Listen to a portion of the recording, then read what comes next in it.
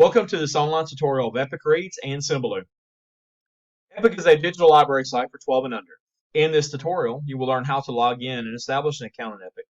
We will examine how to assign and administer assessments in Epic, as well as understand other functions within Epic, such as how teachers may track students' reading progress. We will also log into Epic as a student and explore the functionality of Epic from a student's perspective. Lastly, we will explore a content curator known as Symbaloo. So let's get started. Using a web browser such as Google Chrome or Mozilla, load up the web browser and in the URL type in getepic.com. When the page loads up, maneuver over to the right to get started. If you have an account in Epic, you may go ahead and log in. However, if you do not have an account in Epic, you want to sign up as an educator. So click on Sign Up as an Educator. Fill in your name, your role or job capacity, and for school name and type, for our purposes here, type in the following: Putnam County Charter Schools, 158 Old Glenwood Springs Road, Eatonton, Georgia, 31024. And for the grade level, you may choose any grade pre-K through 4th grade that you would like to explore. But again, if you do have an account, go ahead and log in to that account now.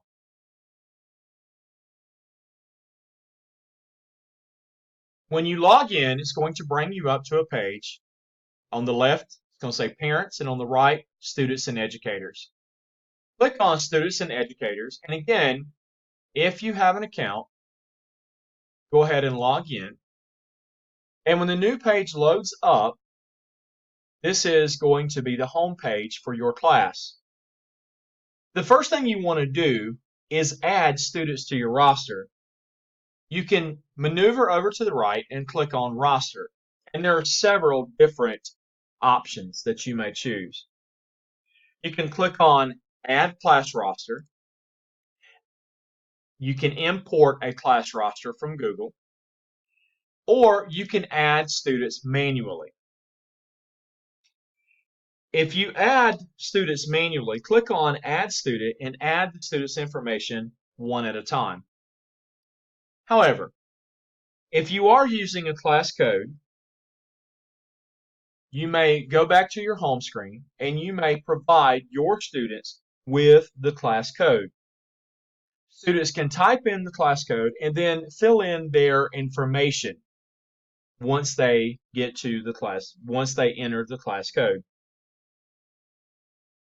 Once you have your rosters established, your students established in Epic, you may assign books, you may assign quizzes, you may have them search for a specific book.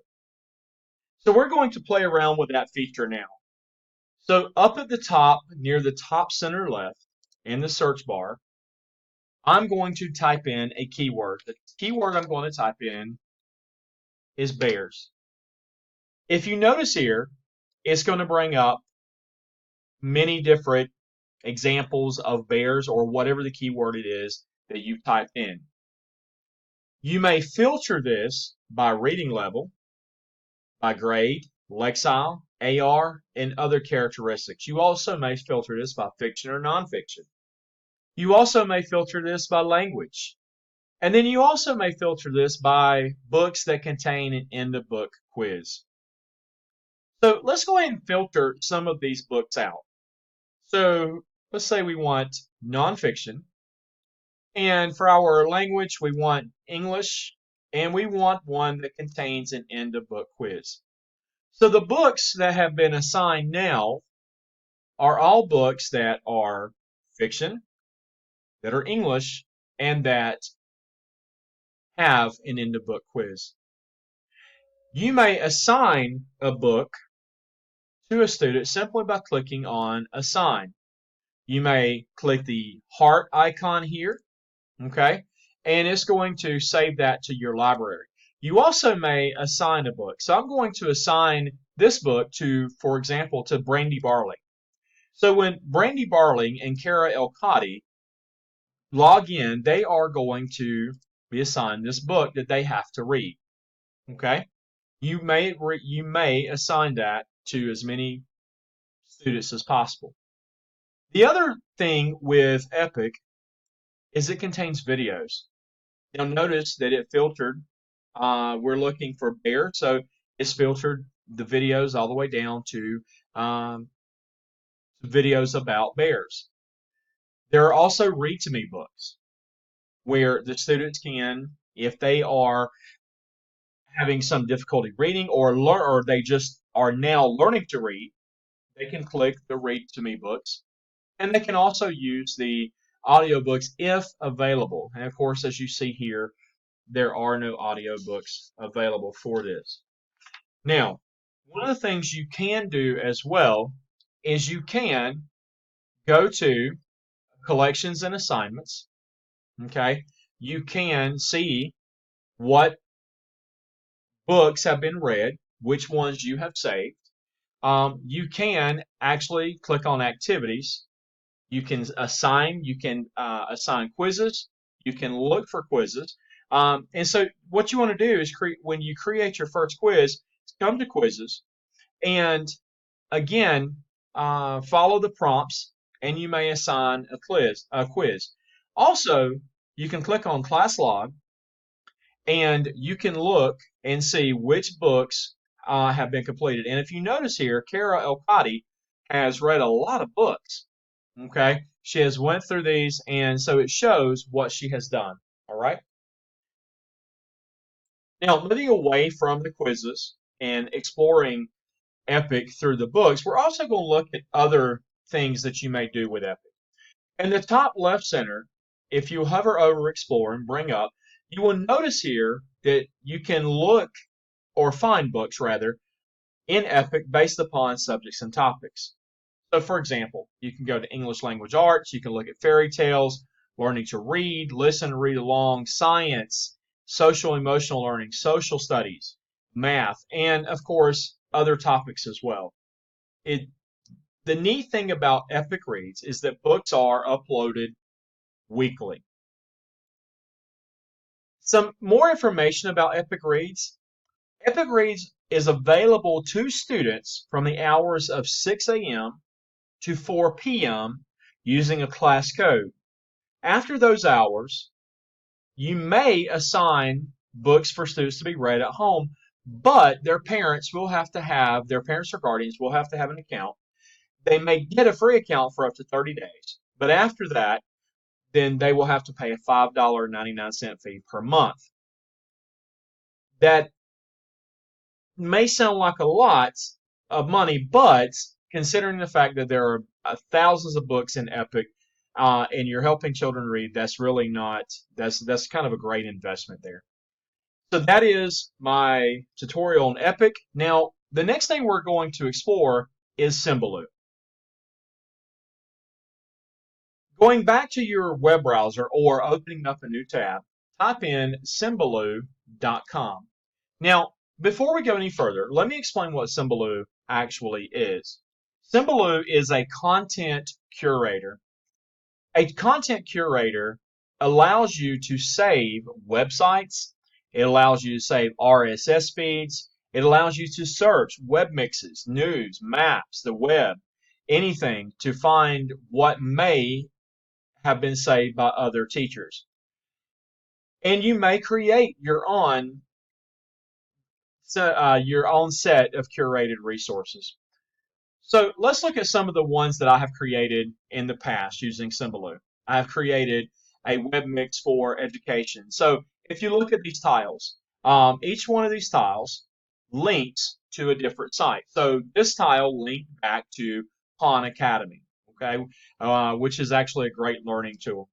You have Edutopia, this is a RSS feed which brings up real live news or current information.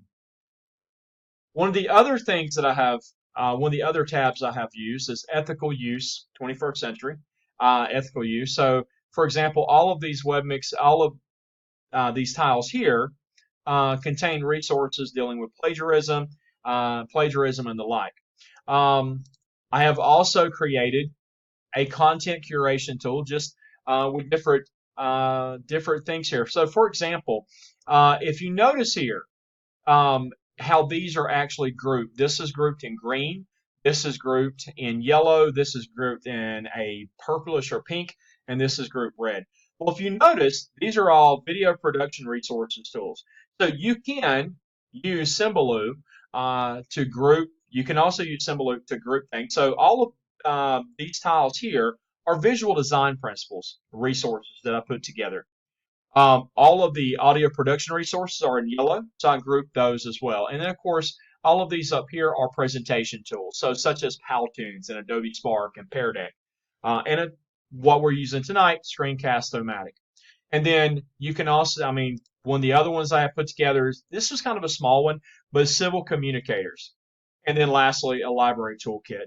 Okay, this is also grouped. This is grouped by blogs. This is grouped by professional articles, video and video series, social networking, training materials, as well as websites. So all of these are, again, tools that you can use.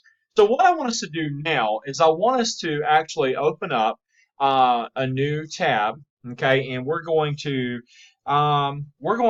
play around with this, and we're going to create one about agriculture. We're just going to call it Ag, and we're going to add this. So we're going to add a new set of tiles. Now, if you notice here, the background's kind of crazy, so you can't hardly really see the tiles here. But if you wanted to add, let's say UGA Agriculture Department. Agriculture. All right, let's see what comes up here. And so if we wanted to add this website to our Symbaloo, all we would have to do is click on a new tile. When you click on a new tile, come over here to the left and click on Create a Tile, and simply right-click and do Paste. You can do Show Text. It should load up here in just a second. There we go. And of course, what you want to do is you can come down here, click on Show Text. That way we know exactly what it is. You can even add information here. So for example, if you want to say University of Georgia Ag, you can do that, and you can click Save, and voila, there you have. Okay, there's your tile. You're all set to go. The way in which you group, the way in which you may group tiles is by adding more additional tiles here, and then you can group them by color. One of the neat things you can do with Symbaloo is you can also search for web mixes or anything simply from the middle. So we're going to search for FFA. So I'm going to search for FFA and see what comes up. We're going to search a web mix for FFA and see what populates here on the screen. Okay, so this is an FFA web mix, and of course it's not really coming up too much. It's bringing up a whole bunch of different things here. So that may be kind of a bad one to search for or anything like that. Search for American government. American government class. Okay, and make sure it's clicked on web mixes there. And if you notice here, okay, so for example, here is a teacher's, Mr. McGurk. Mr. McGurk's political science class, American history class. Of course, he's got some tools here, so you may share those out. Now, let me show you all a way in which you can share your Symbaloo. So I'm going to go back and look at ethical use, 21st century. So let's say I wanted to share this out. I wanted to send this out to other teachers, all right? Or library toolkit, all right? So let's do this. Let's do this one, all right? So I want to share this out. So I'm going to click on Share. And when you click on Share, you want to share this web mix. When you share this web mix, it says your web mix is published. Now come over here to Web Mix Info and Share Options on the left. Click on Web Mix, and what you want to do is say Share via email. All right.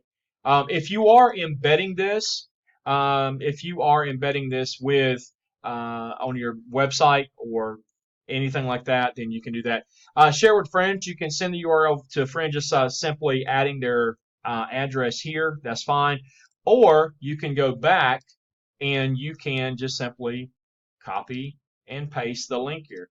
So what we're going to do is copy that, and then we're going to send it out. Also, if you're so inclined, you can share this on one of your PONs, your personal learning networks, on Facebook or Twitter or Instagram, what have you. Okay. So there is a tutorial on Symbaloo. I hope this works for you all. If you have any questions, by all means, please reach out to me, and I will try my best to answer any questions pertaining to Symbaloo or Epic Reads. And I thank you for listening to this screencast tonight, and I hope you have a wonderful night. Thank you.